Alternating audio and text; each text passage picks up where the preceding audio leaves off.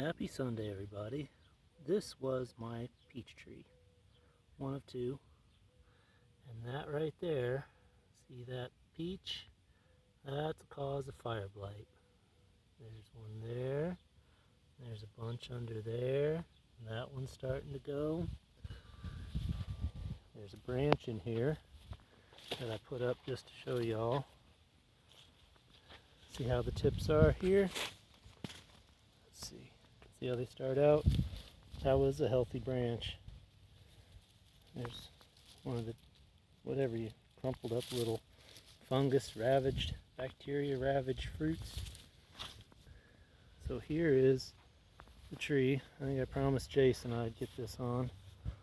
Leaves started. I had the crumpled up leaves early in the season with the blistery looking things. And I did not know it had it until it was too late. There's a pile of peaches that'll never get eaten. This area here, that this brush pile, now brush pile, former peach tree, is sitting on, is going to be the next bed that'll go in this piece of sod, and under that brush pile will be a sage bed, western sage out here in the wrong part of the prairies, but we're going to give her a try. So I took that peach down.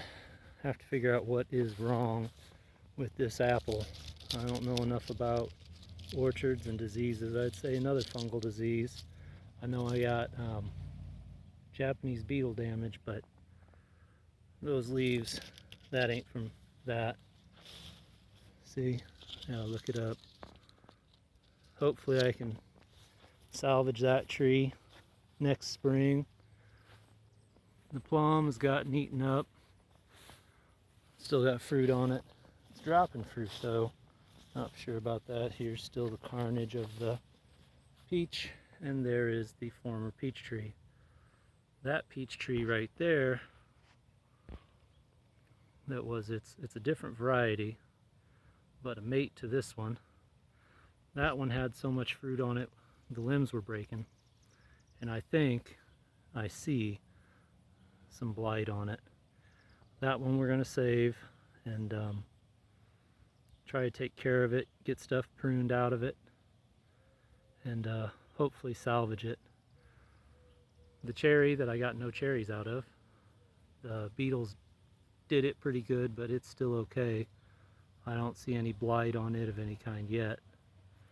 It's been really humid, a really bad year for molds and fungus, I think.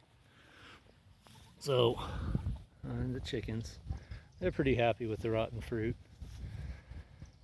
But I'm out here cutting stuff up. I'm gonna save some of these branches and dry them up for maybe some spoons or something. Inevitably, if they don't become spoons, they will become firewood. All things burn, up or down, that's all it goes. So I'm gonna try saving some of these for whatever. Might get a walking stick out of one of them or something. But we're gonna burn that pile. I'm gonna go get some pallets and cut the nails out of them and use what I can out of the pallets. And the tops I'll just use and put that green pile right there on fire and get rid of it. That's the best way to deal with it, is burn the stuff. You don't compost it. You don't leave it. You burn that fungus out. I've got some organic fungicides I'm looking at. Bindweed here. The problem with getting hay is you get all the fun stuff from the fields, huh? I'm looking at some fungicides that help control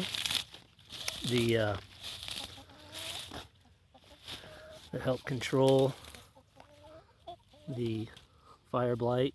Can't get rid of it. You can kind of control it or try to live with it in some manner, and we're going to try that. Probably throw a bunch of sulfur on the soil over there. I am going to try a inoculate called Beam. I'm going to give it a try. The guys over there at Oppenheimer Ranch, shout out to them, say it's good, and it looks good. It's worth a try. Anything's worth a try, right? It helps with production, helps reestablish good things in the soil. Better than throwing chemical additives, right? There's worse things to throw your money at. For the amount of money I'm going to spend on some inoculant for the soil, I could buy a couple of nice cases of beer, but I don't drink and I hate pissing money away. But that's the update on the peaches. Let me throw this pile of stuff in this pile real quick. There's the buckwheat. It's doing good. Nobody can complain about it because, you know, it's a flower, even though it's dang near shoulder high in some places.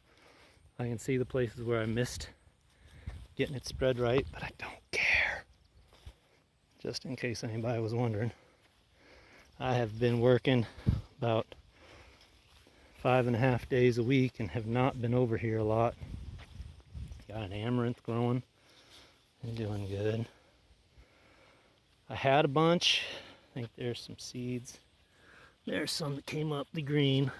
These were from Baker Creek. They were old. I was hoping more would come up. Doesn't look like as many did as I thought. That magenta or burgundy or whatever variety is looking good. See, we got the gojies.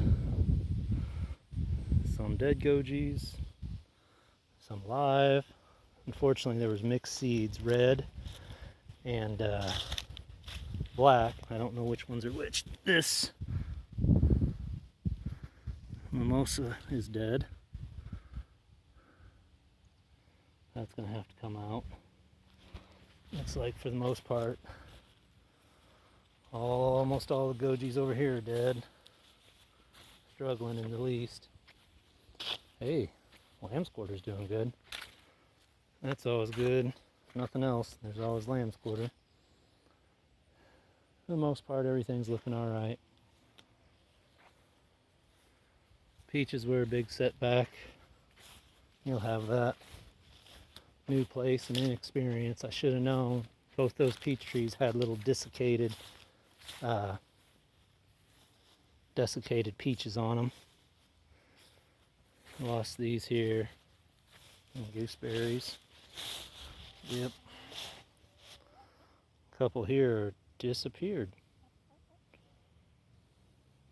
Yep, there it is. There's two. They're doing all right. They're just eating in a field of violets. It looks like might have lost all my rhubarb I planted over here. I don't see them. This monster patch of asparagus and weeds and brambles and asparagus. Another branch that I had to cut out of here. We had so much fruit there breaking limbs. I gotta go through and clean them up. It breaks my heart. I have had about 3 tasty peaches, which breaks my heart even more. Out of these, that one's good. I'll come through and check. Whoops, had a finger on that, huh? I'm sure someone will tell me about that. Everything's just weird anymore. There's all sorts of stuff going on. Maybe too thick of planting. I don't know. It's heartbreaking, but it's part of it, isn't it? Just keep on going. I gotta mow. But we've been putting in windows every week. Every Sunday when we got a chance, I put in a set of windows. Because winter's coming, kids.